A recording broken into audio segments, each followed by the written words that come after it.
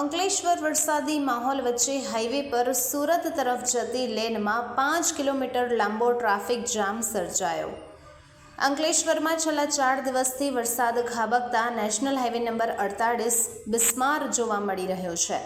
અનરાધાર વરસાદમાં હાઈવે પર પુનઃ ગાબડા પડવાની શરૂઆત થઈ છે, તો જોખમી આમલાખાડી સાંકડો બ્રિજ પુનઃ ટ્રાફિક જામનું નિમિત્ત બન્યું છે।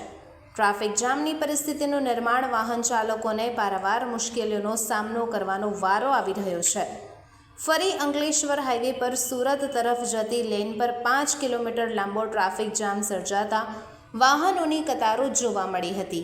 વરસાદના કારણે બિસ્માર માર્ગ અને વાલિયા ચોકડી નજીક નાડું સાંકડું હોવાથી રોજિંદી સમસ્યા ઉદ્ભવી રહી છે, ત્યારે વારંવાર સર્જાતી ટ્રાફિક જામની આ સમસ્યાનું કાયમી નિરાકરણ લાવવા તંત્ર અને પોલીસ વિભાગ યોગ્ય પગલાં ભરે તેવી માંગ ઉઠવા પામી છે।